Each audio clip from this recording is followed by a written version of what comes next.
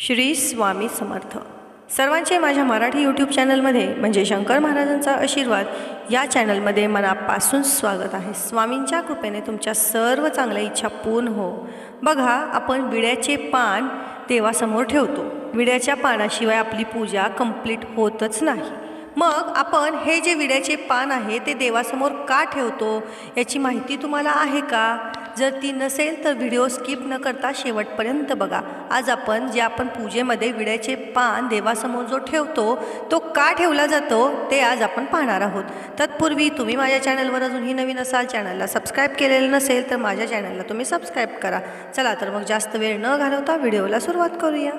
धार्मिक पौराणिक कथांमध्ये विड्याच्या पानाला खूप महत्त्व आहे. याशिवाय जी पूजा तुम्ही मांडता ती अपूर्ण मानली जाते. विड्याची पानं जवळजवळ प्रत्येक पूजेमध्ये वापरली जातात. कोणत्याही शुभ कार्यामध्ये विड्याचे पान हे वापरले जातेच.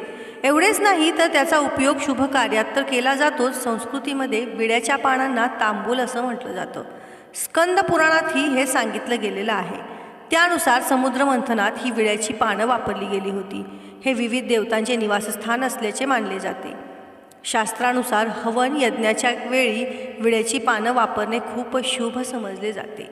धार्मिक मान्यतेनुसार समुद्र मंथनादरम्यान देवी देवतांचे विड्याच्या पानांचा वापर केला होता. तेव्हापासून पूजेमध्ये विड्याची पानं वापरण्याची परंपरा सुरू झाली.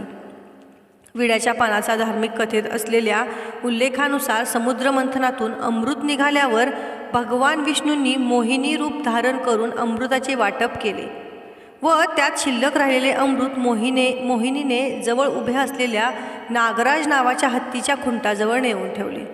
थोड्या दिवसांनी त्या अमृतामधून वेल उगवली आणि ही जी वेल आहे ती नागाप्रमाणे खुंटावरून सरळ सरळ चढत जवळच्या मंडपावर पसरली. हिरवीगार पाने असलेली वेल पाहून देवांनी त्या वेलीला नागवेल म्हणून संबोधित केले. भोजन झाल्यावर देवदेवता या पानाचा विडा खाऊ लागले. त्यानंतर देवाला महानैवेद्य अर्पण केल्यावर देवासमोर पानाचा विडा दक्षिणा ठेवण्यात येऊ लागली. धार्मिक ग्रंथामध्ये विड्याच्या पानाचे महत्त्व सांगितले जाते. विड्याच्या पानाच्या टोकास लक्ष्मीचा सहवास असतो. तसेच पानाच्या उजव्या बाजूस ब्रह्मदेवांचा सहवास, मधोमध सरस्वती देवीचा वास आणि डाव्या बाजूस पार्वती देवीचा वास. पानाच्या लहान देठांमध्ये महाविष्णूचा वास, मागील बाजूस चंद्रदेवतेचा वास, सर्व कोपऱ्यांमध्ये परमेश्वराचा वास असतो. पानाखाली मृत्यूदेवतेचा वास असल्याचे सांगितले जाते. या कारणाने तांबूल सेवन करताना बुडाचा भाग काढून मगच सेवन करण्याची पद्धत आहे. बघा, आपण जेव्हा देठ काढूनच पान खातो, देठासहित पान खात नाही. जेवणानंतर पान खाणं ही प्राचीन काळापासून चालत आलेली परंपरा आहे. आयुर्वेदातही पान खाण्याचे फायदे नमूद करण्यात आलेले आहेत. अगदी आजीबाईच्या बटव्यातही या पानांचा आवर्जून समावेश करण्यात येतो. या पानांची मूळ चव ही तिखट स्वरूपात असते, परंतु यामध्ये कॅल्शियम, प्रोटीन, खनिजे, कार्बोहायड्रेट्स, फायबर, व्हिटॅमिन सी मुबलक प्रमाणात आढळते. हे पान तयार करण्याची एक वेगळी पद्धत असते. या पानामध्ये गुलकंद, वेलची, सुपारी, काथ, चुना यासारखे अनेक मसाले टाकले जातात.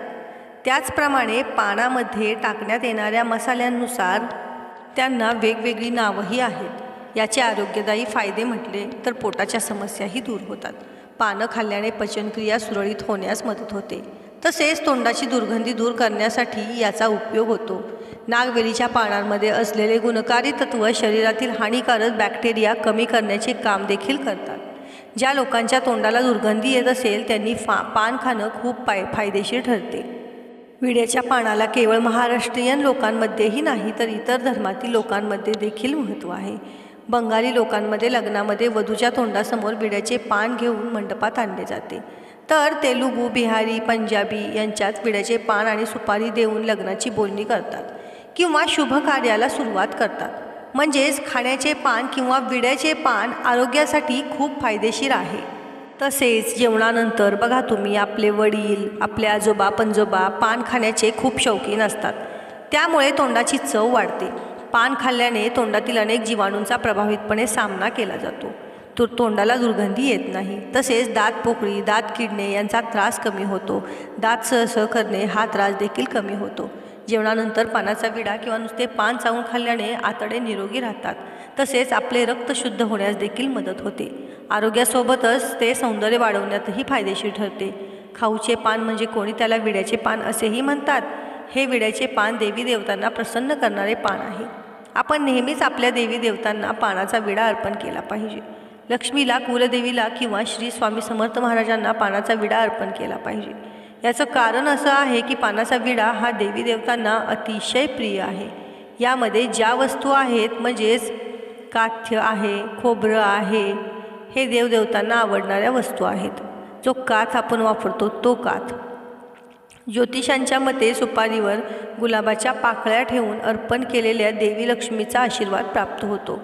यामुळे आयुष्यातील सर्व समस्या दूर होतात. श्रावण महिन्यामध्ये विड्याच्या पानामध्ये गुलकंद, सुपारीचा भुस्सा, बडीशेप आणि काथ घालून भगवान शिवांना अर्पण केल्यास व्यक्तीच्या सर्व इच्छा पूर्ण होतात असे म्हटले जाते. जर तुमच्या जीवनात विवाहयोग येत नसेल तर सिंदूर आणि तूप मिसळून आपले नाव विड्याच्या पानावर लिहा. त्यानंतर ते देवी दुर्गाला अर्पण करा. हा उपाय केल्यास लवकरच विवाह होईल.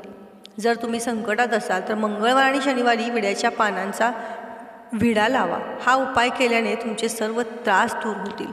घरातील नकारात्मकता दूर करण्यासाठी विड्यांच्या पानांचा वापर केला जातो. घरात पूजा करताना विड्यांची पानं अर्पण करा. यामुळे वाईट गोष्टींची सावलीही तुमच्यावर पडणार नाही.